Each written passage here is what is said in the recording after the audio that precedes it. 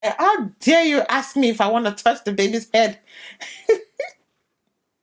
when his head is stretching my vajayjay into oblivion?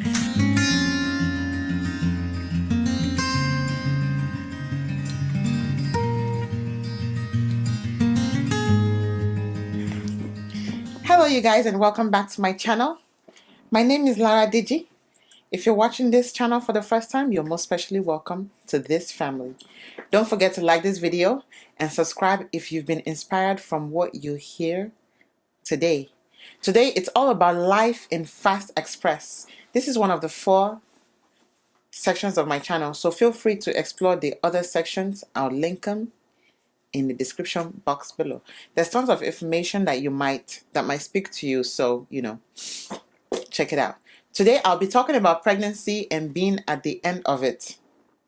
I call it pregnantitis. Well, let's get to it.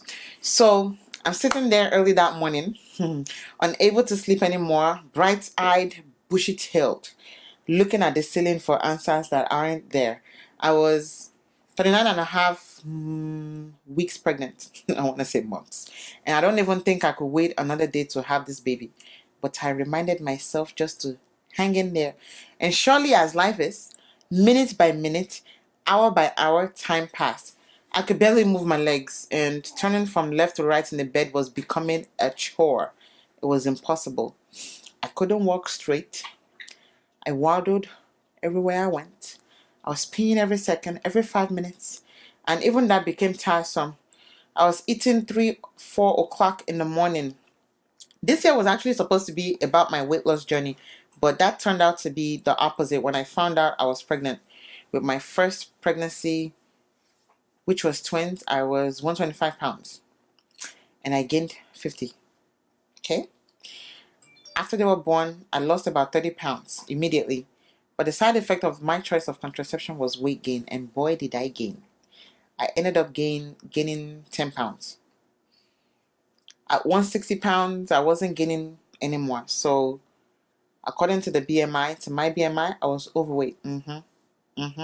With this pregnancy though, my starting weight was 160 pounds, and by the 39th week, I gained 25 pounds already. So you can guess what I'll be doing this year. Yeah, I'll be getting back to my pre-baby bod. Yeah, you're welcome. I bought a baby doll for my twin daughter at one time. I remember I was so bored during this pregnancy that I put the doll on my belly, pretending the baby was lying in my womb. I was trying to see where he was.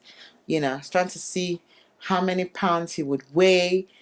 By this time I was done. I couldn't take it anymore. I just wanted to have this baby. I've been pregnant since February, and it feels like the whole year I've been pregnant.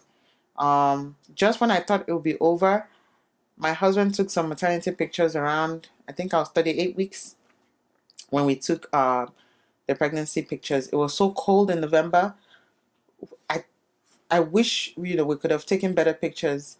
But when I saw myself glowing, that kind of boosted my confidence, and that helped me during the birth of my baby. I'm one of those girls who, when she was size 2 to 4, I thought I wouldn't get heavier, but pregnancy had its own agenda on my body, as I would learn. So if you're like me, thinking your body is gonna snap back and it's not gonna change and you remain thin forever, good luck to you. I got a rude awakening. I struggled with body image issues with both my pregnancies, but I pretended through it all. That's all you can do. The big nose, ever protruding belly, the weight gain, the waddling and forgetfulness, swollen feet, acne, oh my goodness. I had to get more uniforms, bigger uniforms. I just continued to ride the wave till I got to shore. I love the bigger boobs part though. I can't lie. So on the second day of the 39th week, I started having contractions, after being home for about a week with my maternity leave. I was so happy that something was happening finally. I was already tired of staying home and eating up all the food in the house. I called my mom, packed my bags up. I called my doctor, and at this time the contractions were about 6 to 7 minutes. And from 4 p.m. to 8 p.m., it was just on and on. So I was instructed to keep tracking, but stay home. Don't go to the hospital unless the contractions were closer and stronger. So I fell asleep on the couch after a couple of hours.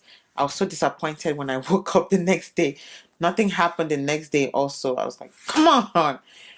So the 4th day of my 39th week, my husband and I drove to for my doctor's appointment. That was my last appointment. Contractions were coming in at 5 minutes apart on the way there. And when I was assessed, I was 4 centimeters dilated. I was like, yes. I was instructed to go home if I wanted, and to go to the hospital in about 2 hours so that I wouldn't be sitting around in the hospital waiting. I was so excited. Oh my goodness, finally, good news. Let's have this baby. Well, we decided to go home and get a couple of things. Wrong move. There was so much traffic. So my darling husband decided to take a shortcut. Every possible light we could hit turned red. And I tell you, we hit every pothole and every speed bump we could find, which made every contraction 1,000,000 times more unbearable. By the time we got home, contractions were coming in every 3 minutes. At one time, I contemplated going to the hospital directly. From 1 p.m. at the doctor's office, we made it to the hospital, and I was admitted around 4 p.m. By this time, I was 7 to 8 centimeters dilated, and 4 more hours, my baby was delivered. So during his birth, the nurse asked me, do you want to touch his head? I was like, oh no, I don't want to touch his head. I was so determined in my choice when I said, in my mind, I was like, how dare you ask me if I want to touch the baby's head? When his head, he's stretching my vajayjay into oblivion. Immediately, they placed him on my chest and we bonded. There aren't a lot of advantages of having a C-section, but the ones I know are that, there's no pushing involved. It is recommended, for previous complicated vaginal delivery, and it can also be elective. So that makes it predictable, regarding the baby's date. Advantages of vaginal delivery is, you're able to get out of bed a couple of hours afterwards with assistance compared to a lot more time after a C-section or next day sit-up time. Another advantage is a shorter hospital stay. Immediately, you can also bond with the baby, and you can also feed the baby immediately. I also asked some questions after the birth of my son. So I'm gonna ask you guys, what did you struggle with when you were pregnant? For me, it was the nose. It got so big, you can tell from across the hall. Also, I'm a nurse. I had to get bigger uniforms as I got to the end. And also, weight gain was another problem for me. Another question that I asked was, how did you cope with the struggles you had when you were pregnant? For me, I pretended a lot. Throughout the whole pregnancy, I just pretended everything was fine. I bought larger clothes. I went from large, I think, to extra large. I tried to eat less portions. The other question that I asked myself was, what would I have done differently, with the struggles that I had with pregnancy? I definitely wish I ate better, vegetables, and I wish I exercised. I really didn't walk, but hey, I'm gonna stop right here. If you guys are new to this channel, my name is Laraddiji. You can ask questions if you have any. You can leave a comment as well. Also, you can like this video by giving it a thumbs up down there. To get notified of newly posted videos, please don't wait. Just click that red button. Subscribe now. Subscribe. Do it. Do it. The next video will actually be about my perspective of health as a Nigerian compared to Americans. We need to change our behaviors towards our health so we can, come learn. All right, do check out my suggested videos in the box below. I'm hoping to read from you beautiful people very soon. Don't forget to love your neighbors as yourself. Remember to live in peace. All right, to rest in peace. We all need to be living in peace. Stay blessed, and I'll catch you in my next video.